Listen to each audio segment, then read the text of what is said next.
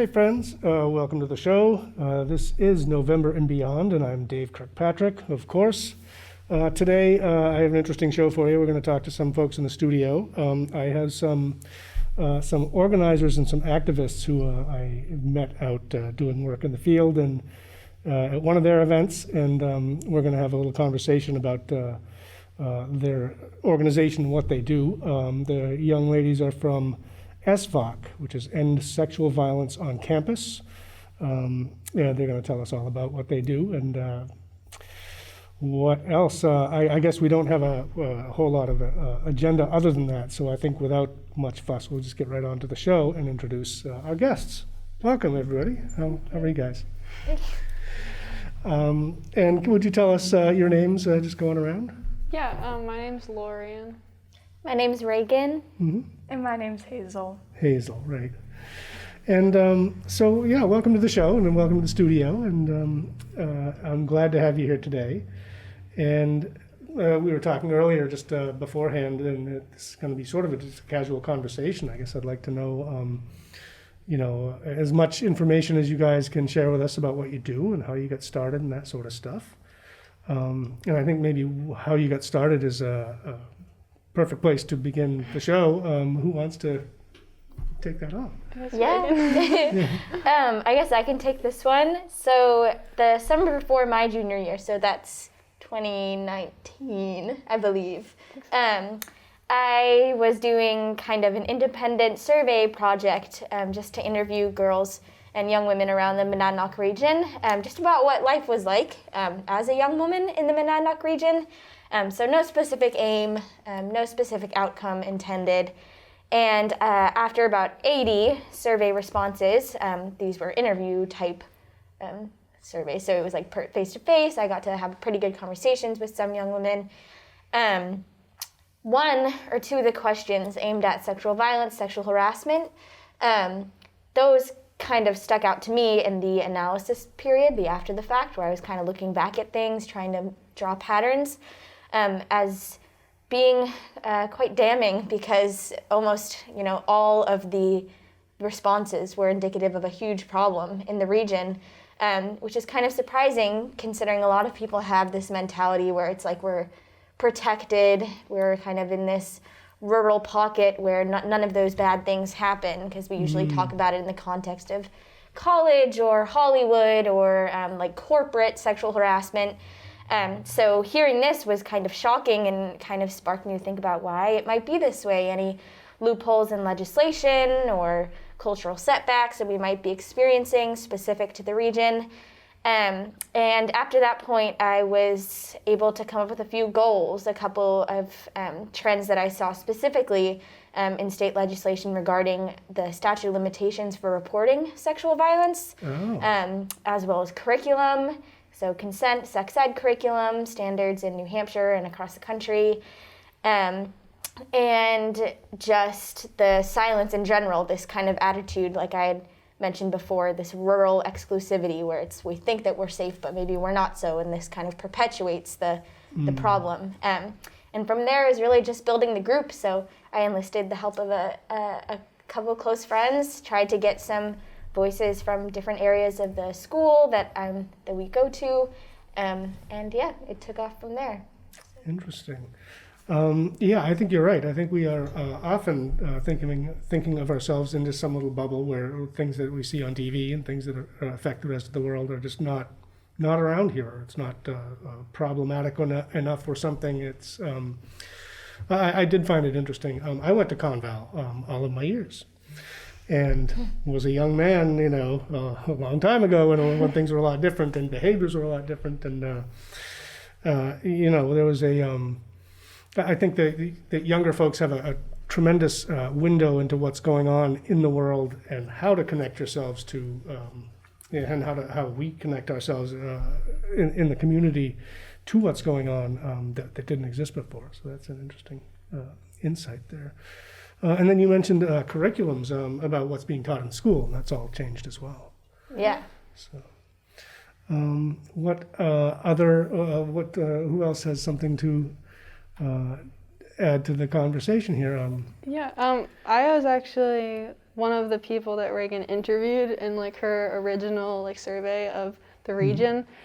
And I was just kind of interested in like helping Reagan out with what she was doing, and then I was kind of following what ESVOC was doing at its very start, and that was more, they were targeted, their mission I guess was to start the group for this event in April, or this month of events in April, which is Sexual Violence Awareness Month.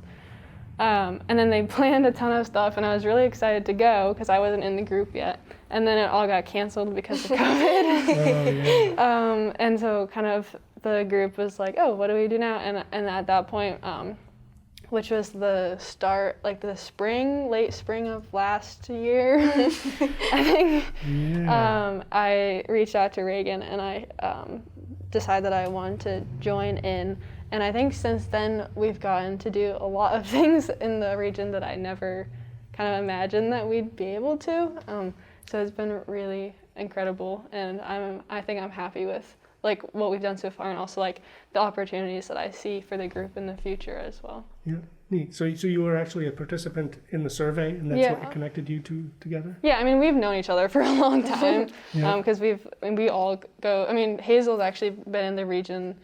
She got into the region more recently than we've been, but I've been in school with Reagan since middle school, and now we all go to the same high school. So. Wow. And then, so Hazel, you're the newcomer here, and then how did you get connected to these folks? I moved here in August of 2019, so wasn't able to participate in the survey, but I remember seeing like the Instagram for ESVOC popping up and being like, oh my gosh, this exists. Because I didn't really know anyone in the group yet, and then I was like sharing their stuff on social media and like liking all their pictures and being like, this is so cool. I'm so happy we have this resource. And then in October-ish, around mid-October during 2020, one of the other girls in our group, Ayla, she reached out to me and she was like, hey, I would love for you to join. I've seen your social media posts and stuff, and like, have you been following us? And I was like, yeah, of course, I'll attend a meeting. And ever since that, I've been participating and giving back to the community through ESVOC. And yeah, I couldn't be happier about it. Nice. That's really a great connection. And I think the social media, sort of to my previous point about we have the window now into the whole world, and you can see what other people are doing. And you can actually learn a lot about people just by what they like and what they post. And I've been recruited and noticed as well, and I've noticed others who are of similar mindsets, and I've actually had people say, oh, now I've seen your Facebook page and I see where you stand, and I know what you're about, because I'm not terribly subtle all the time about my opinions. You shouldn't be. That it's important to be involved in that stuff and to like and share and support causes that way, and that really helps get the message out. As I'm doing promos and things for people, they always like them, and they're like, hey, great work. And I always think, where's the share? Like it, share that. Yeah. So did ESVOC then get started, was it in 2019? Yes, the initial movement was started in 2019, and like Lauren had mentioned, the first goal was, centered around, the first project was centered around the goals that I created like after researching some of the loopholes. And the project was this month of April that was eventually canceled. We had 24 events planned for the month of April 2020, and they were all canceled. The worst part is that some of the like merchandise we ordered has like April 2020. We've like tried to like slide them in over the past few months. Just don't look at that date. Our email is also still April 2020. Yeah, or it might just be April, which is lucky. Yeah, but for so long, like, April. We were stuck with that. But I think Lauren kind of mentioned after those events were canceled, we had like such a huge opportunity to kind of like take a step back and be like, okay, how can we work from here? What is the best way to strategize and mobilize as young people? And I think one of the like most powerful things about our organization in particular is that we are so Conval and Monadnock community specific. The issue obviously isn't specific to the region, but our organizing is, in the sense that the curriculum that we're building is, mindful of statistics from the region, from the school, from like this particular age group. All of the organizing we do on social media, a lot of our following obviously is from the Monadnock region. And so I think 100% of the volunteers that work with us are from the Monadnock region. I think. No, I'm like doubling Close back. enough. Connected with people outside of the region, but like our main like people that we work with are here. Yeah. And I think that just provides a really nice resource, like directly in the community for people to take advantage of. And I think another cool thing you mentioned, like that after like last summer, we were able to like kind of step back and like look at what we were doing and like figure out what we wanted to do next.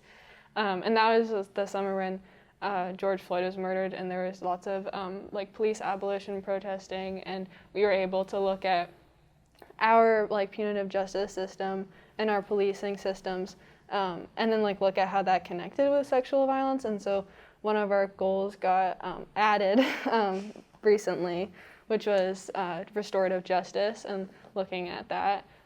And so I think that was another key part of just like this past year and like how we've kind of shifted and like what our goals have become now. Yeah. Is there a website that on which you have the goals and your list of? We have a website. It's ESVOC-NH.org. Yeah. And we also have our Instagram, which is ESVOC-NH, and we have a Twitter and a Facebook and an email, and that's all on the website that you can. So access. ESVOC, and if people are searching for that, they'll find you. Yeah, out there, out usually, and and it usually has like NH with it, New Hampshire, because we're so centered here. But I was able to search my email for ESVOC, and there was nothing else popped up. It was easy for me to find yourselves on this machine. Yeah. Let's see. What kind of organization is SVOC at this point? Is it a nonprofit organization? Is it a club working on that? Where are you guys at? Yeah, so we are not like a federally classified nonprofit, like the 50 whatever C, any of those numbers, letters, combinations, just because we aren't old enough and we don't have legal representation to be able to fill out that paperwork. But we do work, completely through donated funds. All of the mutual aid projects that we work on, we are capable of doing those because we get donated funds. And at like organizational wise, like the way we structure our organization is like very horizontal. There's really no like roles of leadership or president or anything like that. We kind of take any volunteer that can show up to a meeting once or twice. And we enlist all the help we can get because, power to students, power to young people. That's great. I think there's probably some strength in that. Like sometimes you organize yourself into a point where you wonder who's allowed to do what, and did I step on somebody's toes when I said we were going to do this or when I spoke out or something. So I don't think there's any problem at all with starting out like that and getting more organized as you go. I've set up nonprofits that were a nonprofit that had no money and no obligations, and not more than a bunch of volunteers with their own toys and tools to play with, and that wasn't terribly complicated. I would say don't get legal or business advice from me, but it's not a huge step to get yourself set up that way. Yeah. Well, I think another like huge element of like how we classify as a group or the type of organization that we are. Like one of the biggest decisions we made was to separate ourselves from being like a school group or a club or any like greater organization, subgroup or anything like that. Because it just allowed us the freedom to be able to say and do what we wanted to say and do over the past year and a half. Without any type of overhead, control or censorship of what we can do, especially because so much of what we're saying is critical of the way schools and administrations, institutions are handling certain issues. I don't think that certainly hasn't meant for us that we aren't cooperating within the schools or within certain places where you want to see change, because that's obviously an instrumental part of what we do. But I think we've had a lot of freedom being kind of our independent volunteer-based organization. Excellent. And because we are in the school and like a lot of our following are Commonwealth students and people in the region, there's definitely people outside of it as well. That's like the majority. And so we're able to like take resources that already exist, like Nuttock Center of Violence Prevention, and then like the Conval Counseling Department and like the stuff they offer. And we're able to like kind of be another way that students can access that stuff, because a lot of times it's not as advertised as it should be. And so like we're able to work with Conval, and we've talked with like several of their teachers on our podcast, and like we've worked with them on our curriculum, and like talking about mental health services and stuff like that. But we're also like Reagan said, we're not really like bound to like listen to what they want us to say necessarily, so we can kind of have some freedom in that, and we don't have to like deal with their bureaucracy at all. Yeah. Is the school fairly friendly to what you guys are doing? Yeah, I think so. I like so far they've been very like they want to listen, they want to help us. I think that there's definitely some things that we have to communicate more and work with them more on, because obviously there's some like generational like separation of like understanding. So like they have a different understanding of what the issue is than maybe we do. But so far I think that we've been able to do some really cool stuff with them. Yeah, and teachers have reached out to like me personally and been like, oh my gosh, wow, you're a part of this. Can I get involved? Or like, can you tell me more about it? So teachers as individuals care a lot, which shows a lot of support, which I had some wonderful teachers at Conval, and it's really important when you get support from them and see a good role model, and they have faith in you, and it's an important way to build relationships that last a long time, and then reach out into the community. Let's see, on the topic of schools, and I was going to ask if you get much flack there, but maybe a segue to, I know you have a program, I believe, called Shade, that might be a place where, I don't know, if are people raising a brow here or there. Would you tell us a little bit about what that is, and, I guess connected to that, is there any trouble, or what's the feedback been on the program?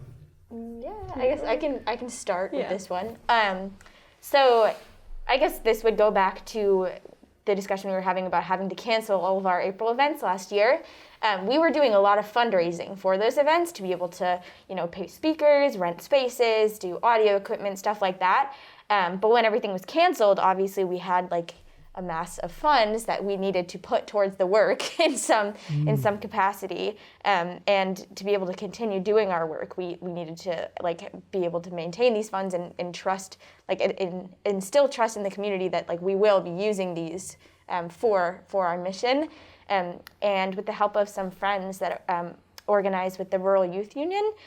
We came up with the idea of a sexual healthcare anonymous distribution effort, which is SHADE, the acronym. So cool. And through that program, we kind of aim to purchase and distribute sexual healthcare as well as menstrual healthcare products to any people, any communities in need.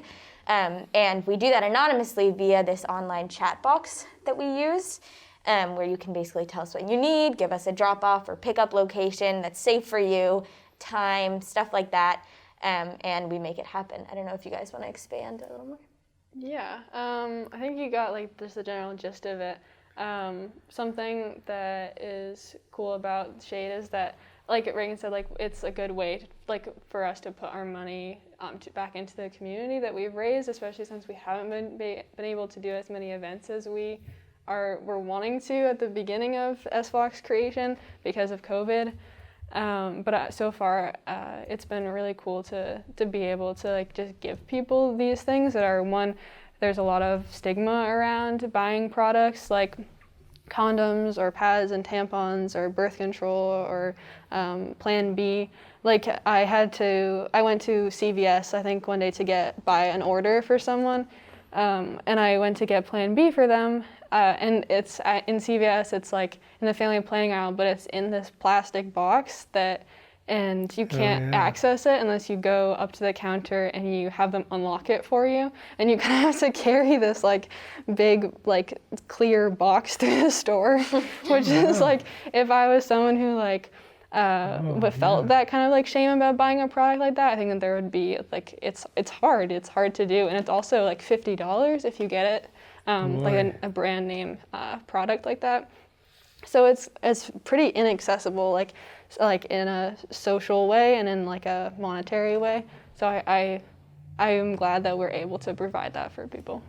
Yeah, boy, the difference between having access to something or having an availability and then making it truly, really accessible. And I can tell you, until last year, buying certain products, even when there's nobody in the store and you're like, could I have it's hard. Yeah, that's really interesting. And I really appreciate that what you're doing with this money helps the people who need it, and probably helps the people most in need. I think, that it's a society of haves, and not everybody has as much.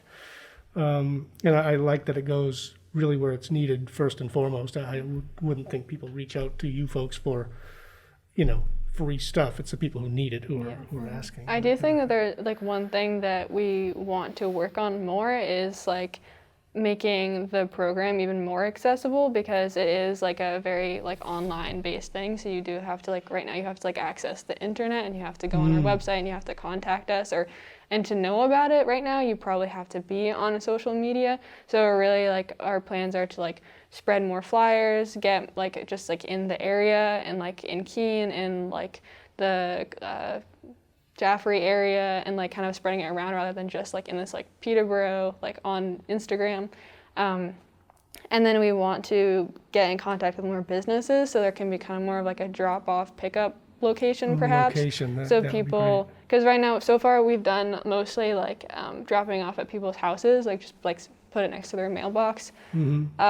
But that is not always an option for people. So I think trying, and we always have very inconspicuous packaging just to be careful.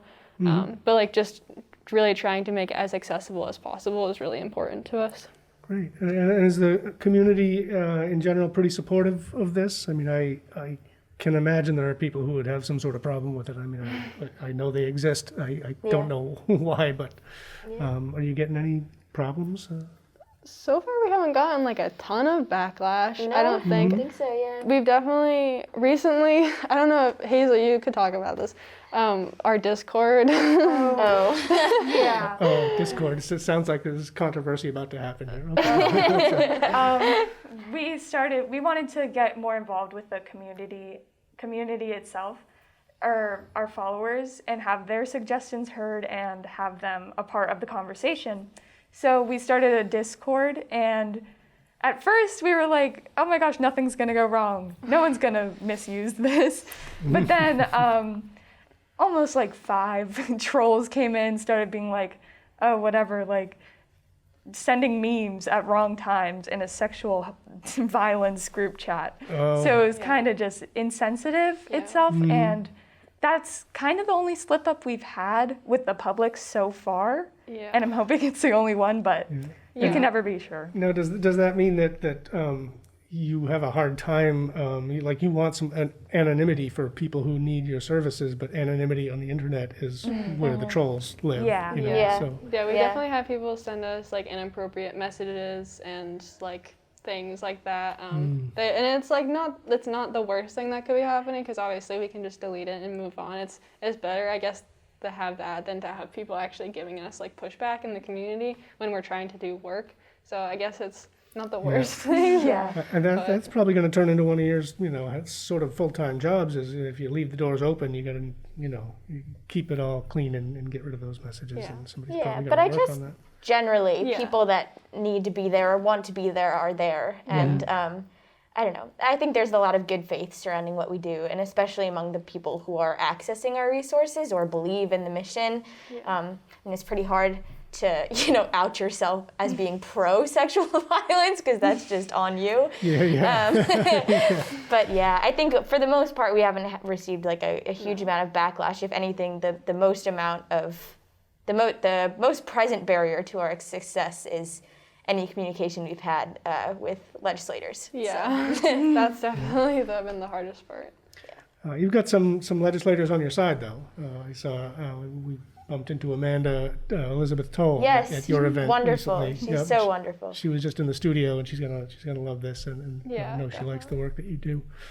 You mentioned a podcast. Is there a place where people would find or be able to talk or find your podcast? Or what can you tell me about that? Yeah, our podcast is called Consensual. We're on the main things like Spotify and Apple Podcasts, music, and then on the little lesser known Google platforms Podcasts, something, yeah. Overdrive. Yeah.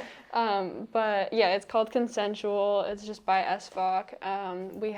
We've had people in our counseling department. We've had a social studies teacher talk about feminism and capitalism on it. We're gonna have our health teachers on it soon, and then we've also had some other people in the community as well as just conversations between members of the group, and so it's really fun. And it's a cool way to have just more conversations with people in our community and be able to share it with people who care. The reach we have now with the internet, and it's just amazing. I mean, it used to be for us, you would have to go to every town and put up the flyers every place you thought people were going to be, and you really do have some tools at your disposal. We've got just about 2 minutes left, and is there anything you guys would like to touch on briefly that we haven't already? I guess we didn't. Curriculum is probably a big thing.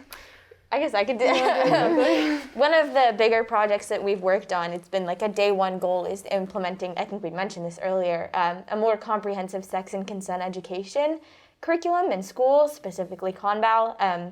And we, this past fall working with a community collaborator. She's a nurse and a PhD student. She's great. Lorian and I, we did a lot of research on how to develop a good curriculum and what should be included. And then we built one that is, it covers what we consider to be most of the bases. I'm sure that we've missed things, but identity, privilege, rape culture, consent, independent and dependent on sexual relationships, boundaries, all of these things, healthy relationships, as well as sexual violence. And our curriculum is actually going to be implemented in the fall at Conval. That is amazing. There was much discussion about what was and wasn't covered, well, when I was there and ever since, so quite honestly. So yeah. Good for you guys.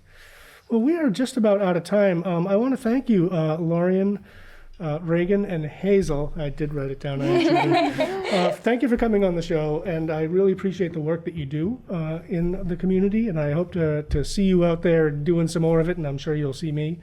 And I hope to have you back on the show at some point. It'd be nice to follow up throughout the year and maybe talk about events that you have coming up and things like that. Yeah, so thank you for having thanks very much. Thank you so much. You're welcome. And for you folks at home, that's it for today. We are going to be taking a little break on the studio shows for a while. I think it is lovely weather. We're going to get out. I'm going to get out and shoot some stuff. We'll see you out there until November and beyond.